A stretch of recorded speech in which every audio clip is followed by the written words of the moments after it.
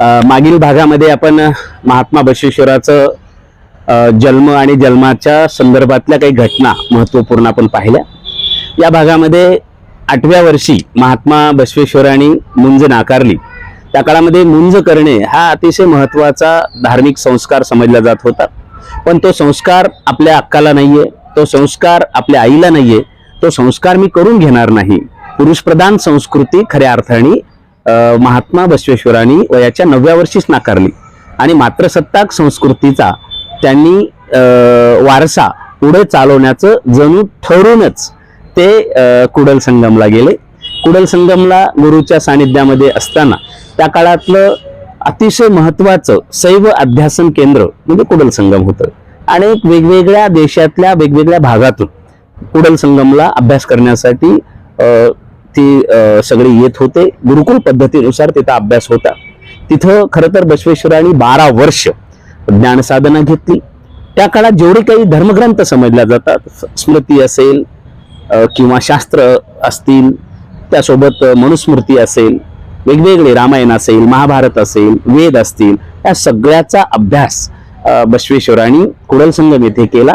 आणि कुडल संगम येथे करत असताना मात्र त्यांना जाणवलं, सुरुवातीला निश्चित ते स्थावर महादेवाच्या पिंडीवर जायचे, मनोभावे तिथं पूजा करायचे। पूजा करत असताना वेगवेगळ्या पद्धतीची प्रार्थना म्हणायचे।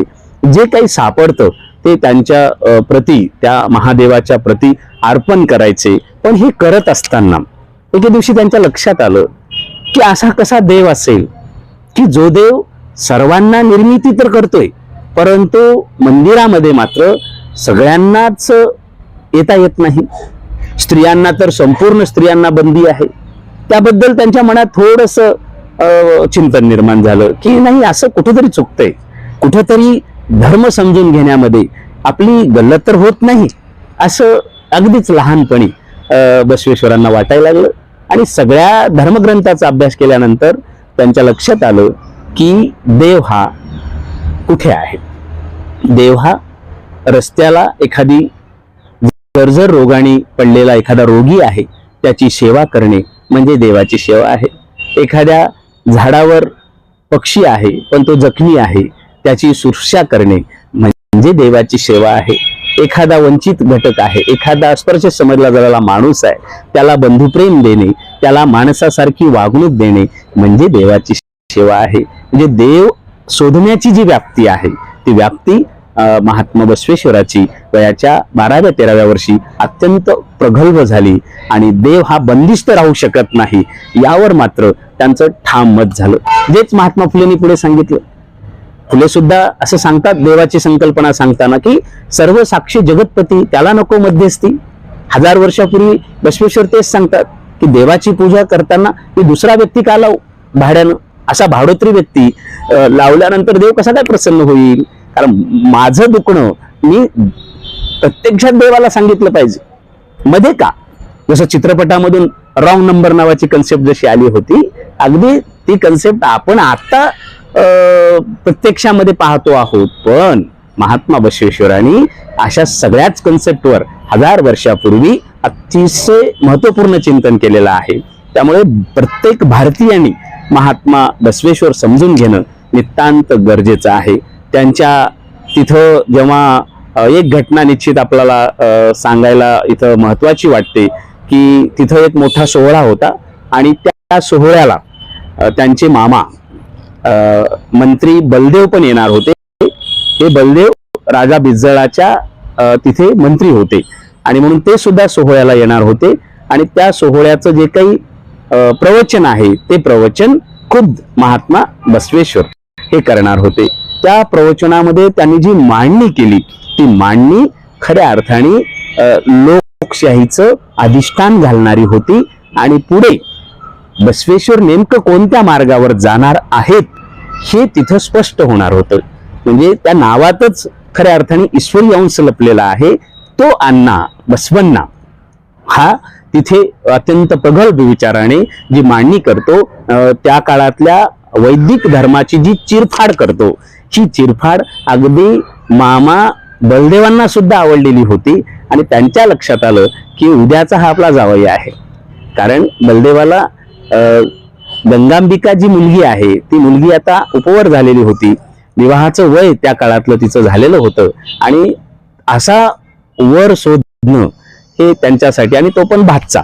त्याच्यामुळे मामा बलदेव खूप खुश झाले आणि त्यांनी आपल्या गुरुजवळ निरोप दिला की मला या मुलाला म्हणजे माझ्या भाच्याला माझी मुलगी द्यायची आहे. तो प्रसंग फार बसव पुराणामध्ये फार रेखाटला गेलेला आहे की आता पण बसवण्णाला म्हणायचं कसं, कारण अगदी वैराग्य प्राप्त व्हावं असं 14व्या 15व्या वर्षीच महात्मा बसवण्णाचं सगळं चरित्र दिसत असताना तू विवाह कर असं म्हणण्याचं धाडस मामात काही झालं नाही. ते निघून गेले. पण ही जबाबदारी होती ती बसवेश्वराला ज्यांनी शिकवलं त्या गुरुवर. आणि म्हणून गुरु एके दिवशी महात्मा बसवण्णा त्या संगम किनारी, म्हणजे जिथं खरं तर कृष्णा, मलप्रभा आणि घटप्रभा ह्या तिन्हीचा संगम आहे, कुडल संगम. प्रत्येक भारतीयाने तिथे जाऊन माथा टेकवला पाहिजे असं अत्यंत प्रेरणादायी ते खरं तर ठिकाण आहे.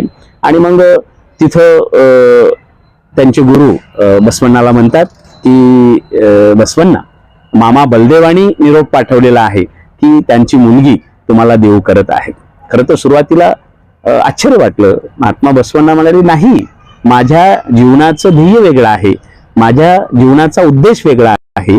मी जे काही आज 12 वर्ष ज्ञानप्राप्ती केली त्या ज्ञानप्राप्तीतून मला बदल नाही तर इथल्या व्यवस्थेमध्ये परिवर्तन करायचं आहे. हा शब्द फार महत्वाचा आहे. बदल आणि परिवर्तन म्हणजे काय? महात्मा बसवेश्वराचं गुणगान कशासाठी गायचं? कारण ह्या महापुरुषांनी बदल केलेला नाहीये, या महापुरुषांनी परिवर्तन केलेलं आहे. म्हणजे थोडक्यात अगदी साध्या भाषेत सांगायचं झालं तर समजा एखादा शेतकरी जेव्हा आत्महत्या करतो तेव्हा सरकार त्यांना 3-4 लाख रुपये देऊन टाकतो. मग त्या 4 लाखामध्ये पाठीमागे राहिलेल्या माणसांच्या आयुष्यामध्ये निश्चित थोडासा बदल होतो. पण बसवण्णाच्या व्याख्येत जर सांगायचं झालं तर परिवर्तन कशाला म्हणायचं, तर शेतकरी आत्महत्याच करणार नाही अशी व्यवस्था निर्माण करणं म्हणजे त्याला परिवर्तन असं म्हणतात. किंवा त्याच्या पुढे जाऊन एखाद्या भिकाऱ्याला आपण 100 रुपये देतो, कधी कधी लईच आता मस्तच वाटलं म्हणून आपण थोडीशी जास्तीची रक्कम देतो. एक 4 दिवस त्या भिकाऱ्यामध्ये फक्त बदल होतो त्याच्या आयुष्यामध्ये. तो काहीतरी चांगलं खातो, कुठेतरी चांगल्या ठिकाणी कदाचित तो झोपेल, त्याला बदल म्हणायचं. पण बसवेश्वरांनी सांगितलं की याला बदल म्हणूया, परिवर्तन कशाला म्हणायचं? मग ही भिकारी व्यवस्था जी आहे ती नष्ट झाली पाहिजे, उद्ध्वस्त झाली पाहिजे. आणि या देशामध्ये प्रत्येक माणूस काय कवे कैलास श्रम करूनच खाला पाहिजे. आयत खाऊ प्रवृत्ती उद्ध्वस्त करणं याला परिवर्तन म्हणतात. आणि म्हणून महात्मा बसवण्णाचं चरित्र यासाठी आपल्याला पाहायचं आहे की त्यांनी व्यवस्थेमध्ये, मग ती धर्मव्यवस्था असेल, ती शिक्षण व्यवस्था असेल, ती अर्थव्यवस्था असेल, ती शैक्षणिक व्यवस्था असेल, ती सांस्कृतिक व्यवस्था असेल, ह्या 7 व्यवस्थेमध्ये त्यांनी बदल केला नाही तर त्यांनी परिवर्तन केलं. म्हणून त्यांना सप्तक्रांतीचे जनक असे म्हणतात. या